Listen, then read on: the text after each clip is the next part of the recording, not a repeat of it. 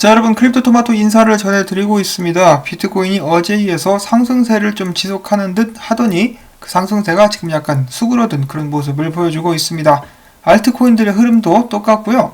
XRP 같은 경우는 지금 현재 15센트 초반대에서 거래가 진행 중에 있습니다. 자, 그러면서 비트코인 도미넌스 같은 경우는 어느샌가 65.5%까지 올라왔는데요. 비트코인이 만약에 여기서 떨어지게 된다 그러면 알트코인들 우수수수 추풍낙엽처럼 떨어지게 될 수도 있겠습니다. 자, 비트코인과 알트코인은 최근에 약간 있었었던 이것을 뭐라고 표현해야 될까요? 상승이라는 단어를 사용하게 되면 분명히 불만을 표시하실 분들이 계실 것 같은데 약간의 반등이라고 하죠. 이 약간의 반등이 데드캣에서 그칠 것인가 아니면 지속적으로 조금씩 상승해 나갈 수 있을 것인가, 일단 계속해서 지켜봐야 될 것 같은데요. 일단 오늘 XRP 어떤 소식들 나왔는지 한번 보도록 하겠습니다. 일단 어제 이어가지고 좀 좋지 않은 소식도 포함이 되어 있는데요.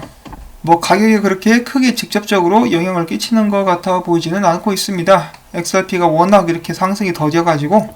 자, 그러면 첫 번째로 제가 준비한 소식 보도록 하겠는데요. 여기는 이 분석가 같은 경우는 일단 닉네임이 썰 골든 개코라는 사람인데요. 보통 XRP가 상승하는 그런 차트 분석을 많이 하는 사람입니다. 솔직히 말씀을 드려가지고 맞춘 적이 별로 없어요.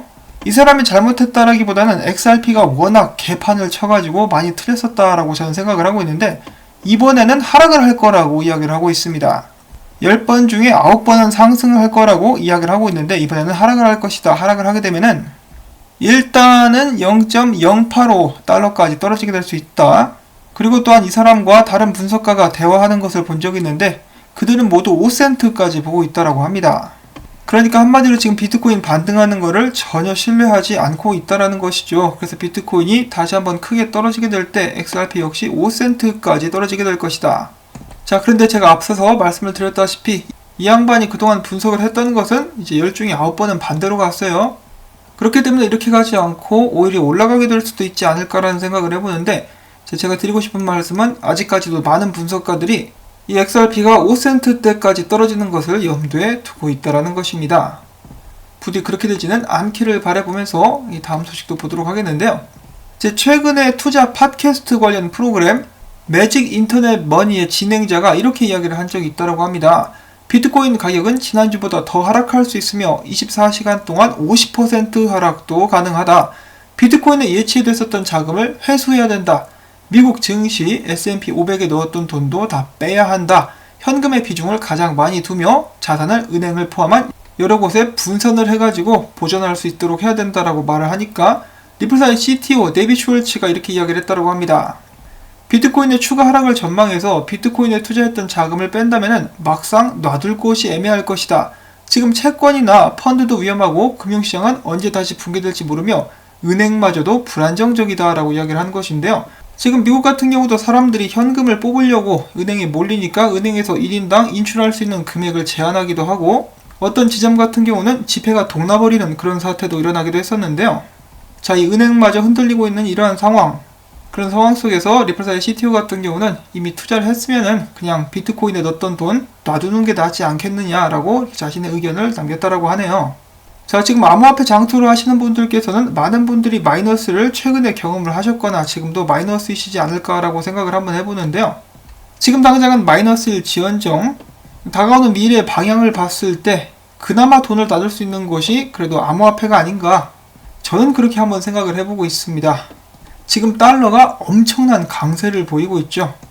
그 반면에 엄청나게 찍어대고 있는 것도 사실입니다. 언제까지 시스템이 유지될 수 있을지 모르겠지만은 그 끝은 좋지 않을 것이다 라고 많은 전문가들이 이야기를 하고 있는 상황, 우리는 우리의 자금을 어디에 둬야 할지 신중하게 생각을 해야 될 것 같습니다. 제가 이 팟캐스트 진행자와 한 가지 동의를 하는 것은 이 자산을 분배해 놓는 것, 몰빵을 치지 않는다라는 것이죠. 달러도 좀 들고 있고 암호화폐도 좀 들고 있고 금도 좀 들고 있고 이래저래 분산을 해놓으면 그래도 비교적 더욱더 안전하지 않을까라고 한번 생각을 해보고요. 자, 그 다음에는 오늘의 첫 번째 안 좋은 소식 보도록 하겠습니다. 자, 여러분들, 웨스턴 유니온, 머니그램과 같은 거대한 송금 회사 중에 인터맥스라고 있었고, 이들이 지난 2월 리플사와 파트너십을 맺고 ODL을 활용할 것이라는 소식이 나와가지고 정말 크게 화제가 된 적이 있었습니다. 정말 좋은 호재라고 저도 소개를 해드렸었는데요. 이 인터맥스 같은 경우는 특히 남미와 캐리비안 쪽에 주로 송금 비중이 높아가지고 더욱더 기대감이 컸었습니다. 이들의 멕시코 송금 비율은 전체의 18%나 차지하며 연간 60억 달러에 달한다라고 하는데요. 이렇게 해서 인터맥스가 리플넷과 ODL을 활용한다는 소식은 굉장히 많은 주목을 받았었으나 최근 인터맥스의 2019년 4분기 분기 보고가 이제 공개가 되게 되면서 다음과 같은 사실이 드러났다라고 합니다. 간단하게 요약을 해드리자면은 이 회의에서 인터맥스의 CFO가 처음에 이야기하기를 XRP를 통해서 이제 리플사의 기술을 통해 가지고 바로 이 달러와 XRP 그리고 멕시칸 페소로의 환전 전환을 24시간 1년 내내 가능하다라는 것을 알고는 있지만은 이 송금에서 ODL을 바로 사용하진 않을 것이고 일단 아직 좀 이른 시기이기 때문에 지속적으로 테스트를 하게 될 것이다 라고 이야기를 했다라고 합니다. 지금 당장 ODL 사용을 결정하는 것은 아니다 라고 이야기를 하는 것인데요. 이어서 인터맥스의 CEO인 밥 리지가 이렇게 이야기를 했다라고 합니다. 인터맥스는 그들의 가장 중요한 송금 구간인 멕시코 송금로에 대해서 리플사의 기술을 활용하지 않을 것이다. 그리고 더 나아가서는 멕시코뿐만 아니라 인터맥스의 중요 송금로들 같은 데서 리플사의 기술이 활용되게 되는 일은 없을 것이다 라고 이야기를 한 것입니다. 많은 사람들을 정말 실망케 할 수 있을 만한 그런 이야기라고 볼 수가 있겠는데요. 그들의 주장은 웨스턴 유니온이랑 비슷합니다. 그들이 이미 구축해 놓은 인프라에 굉장히 만족을 한다는 것이죠. 그래서 ODL과 그들이 이미 만들어 놓은 그들의 인프라 및 시스템의 수익률을 비교를 해봤을 때 ODL을 활용함으로써 이점을 전혀 느끼지 못하기 때문에 이런 결정을 내렸다라고 볼 수가 있겠죠. 그럼에도 불구하고 그들이 파트너십을 중단한다거나 리플사의 기술을 완전하게 활용하지 않을 것이다 라는 말은 하는 것은 아니지만요. 그들이 이미 구축해 놓은 시스템이 있기 때문에 중요 시장에서는 아무래도 ODL이 활용되기 힘들 것이며 새롭게 개척되는 시장들에서 이제 ODL이 활용될 수 있을 것이라고 저희가 예측을 해볼 수는 있겠습니다. 저도 솔직히 말씀을 드려가지고 이 소식을 접하게 되었을 때 실망감을 감출 수는 없었습니다. 그렇지만 여러분들도 딱 보시다시피 세상이 정말 빠르게 변화하고 있고 여러가지 일들이 생길 수가 있기 때문에 지금 당장 사용하지 않는다라고 해서 앞으로도 사용되는 일이 없을 것이다 라고 장담하기보다는 조금 더 시간적 여유를 가지고 지켜보는 것은 어떨까라고 한번 생각을 전해보면서 이 다음 소식, 다음 안 좋은 소식도 보도록 하겠는데요. 이 기사 같은 경우는 유료 기사여가지고 제가 다 볼 수는 없었지만은 제목만 봤을 때는 이렇게 나와 있습니다. 자, 여러분, 이 머니그램 같은 경우는 XRP를 활용하는 것에 대해서 리플사로부터 인센티브를 지급받는다라고 하죠. 그 인센티브를 XRP로 받게 되는데 그런 소식이 나오게 되었을 때 많은 사람들이 머니그램이 XRP를 보관할 수 있는 수단을 가지고 있는 것이다 라고 예측을 한 바가 있습니다. 그래서 ODL을 활용하면서 사용하게 되는 XRP들은 바로바로 팔아버린다라고 CEO가 확인을 해준 바가 있었는데요. 인센티브에 대해서는 말이 없었는데 이 기사에서는 인센티브조차도 머니그램은 받자마자 바로 팔아버린다라고 이야기를 하고 있습니다. 자, 그래서 좋은 소식은 아니죠. 리플사가 인센티브를 머니그램에 주면은 머니그램은 바로 팔아버리니까 시장에 풀리는 물량만 더 늘어나게 될 뿐이니까요. 이렇게 인센티브가 주어지는 것 자체가 많은 분들께는 더 답답하게 다가오지 않을까 싶습니다. 자, 어제에 이어서 계속해서 좋지 않은 소식들이 나오고 있는데요.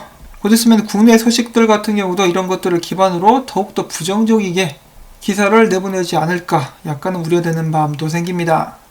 사실 그동안에 쏟아져 나왔었던 호재에 비하면은 이 발톱의 때 정도밖에 되지 않겠지만은 그래도 언제나 그렇듯이 부정적인 것이 긍정적인 것보다 더 커 보이기 때문에 이런 부분들 많은 사람들의 심리를 위축시키지 않을까 싶은데요. 이렇게 안 좋은 소식들 뿐만 아니라 약간 희망적인 정보들도 가져온 것이 있습니다. 물론 이 소식 같은 경우는 XRP나 리플사에 대해서 직접적으로 언급을 하고 있지 않지만요. 일단 이 한번 들어보시고 여러분들께서 판단을 내려보시면 좋을 것 같습니다. 지금 보고 계시는 사람 같은 경우는 UN, 유나이티드 네이션의 의장인데요. 그가 최근에 G20 국가에게 전하는 메시지라고 해가지고 영상이 한 가지가 올라왔습니다. 관심 있으신 분들은 찾으셔가지고 한번 보셔도 좋을 것 같은데요. 전체적인 내용은 이렇습니다.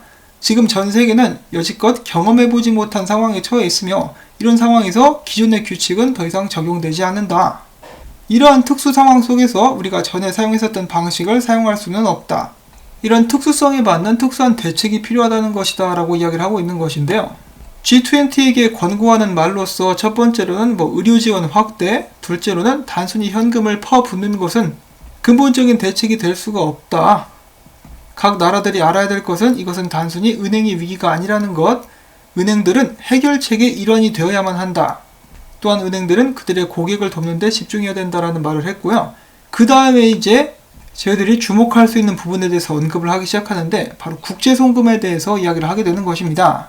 그는 이야기하기를 이러한 상황 속에서, 이러한 시국 속에서 국제송금은 개발도상국에 있어서는 생명줄과 다름없다. 여러 나라들은 이미 송금 비용을 지금보다 훨씬 더 낮은 3% 이하로 낮추기로 결정을 했다. 그럼에도 불구하고 이러한 위기 상황 속에서는 더욱더 이런 비율을 낮춰가지고 송금 비용을 최대 0%에 가깝도록 만들어야 된다. G20 국가들은 지금 현재 이자를 면제해 줌으로써 각국의 시민들과 경제를 보호하고 있다. 우리는 이 똑같은 방식으로 세계에서 가장 힘든 상황들에 처한 국가들을 도와줘야 되며 그들의 빚을 완화시켜줘야 된다. 전 세계 국가들은 어려운 상황에 처해있는 국가들을 돕기 위해서 금융적인 도움을 주는 것을 확고히 해야 된다라고 이야기를 한 것인데요. 여기서 중요한 것은 송금 비용을 더욱더 낮춰가지고 0%에 가깝도록 만들어야 된다. 자, 이 송금 비용을 0%에 가깝도록 만들 수 있는 기술이 지금 나와 있죠.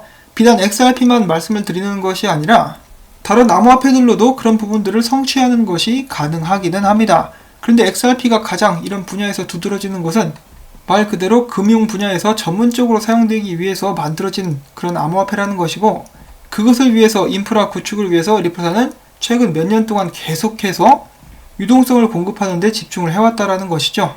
전체적인 유동성과 이 각 암호화폐의 속도를 비교를 해봤을 때 국제송금에 가장 적합하게 발달되어 있는 기술과 암호화폐는 바로 리플사의 ODL 그리고 XRP라고 볼 수가 있는 것이죠.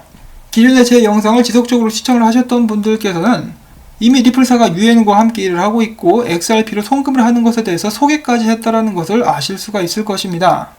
이렇게 급박하게 돌아가는 상황 속에서 가장 중요한 문제를 해결하기 위해서 XRP와 리플사가 처한 규제 관련된 문제가 더욱더 빨리 해결될 수는 있지 않을까라고 저희가 기대를 가져볼 수 있는 부분이기도 하죠. 그래서 희망회로다라고 생각하실 수도 있겠지만은 국제송금은 이 UN 총장이 이야기한 것처럼 개발도상 국가들에게는 생명줄과 다름없습니다.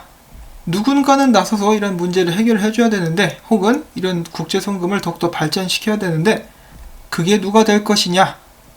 저는 개인적으로 리플사가 될 수 있기를 바라고 있습니다. 전 세계를 공포에 몰아넣고 있는 그 전염병 같은 경우는 아직도 강하게 퍼지고 있고요. 그것으로부터 오게 되는 이 경제 위기는 지금부터 시작이라고도 볼 수가 있겠습니다. 미국 같은 경우도 최근에만 실업률이 갑자기 폭등을 하고 있다라고 하는데요. 많은 것들이 변해가고 있고 많은 것들이 무너져 내려가고 있습니다. 리플사의 XRP 그리고 다른 블록체인 및 새로운 기술들이 이런 사태에 대한 충격을 줄이고 회복하는 데 도움이 될 수 있기를 바라보면서 오늘 영상은 여기서 또 마무리를 짓도록 하겠습니다. 언제나 좋은 소식, 나쁜 소식 모두 전달해드리고 있는 제 영상이 도움이 되셨다면 앞으로도 계속해서 제가 열심히 이렇게 일할 수 있도록 제 채널을 광고 시청을 해주심으로써 지원을 해주실 수 있기를 바랍니다.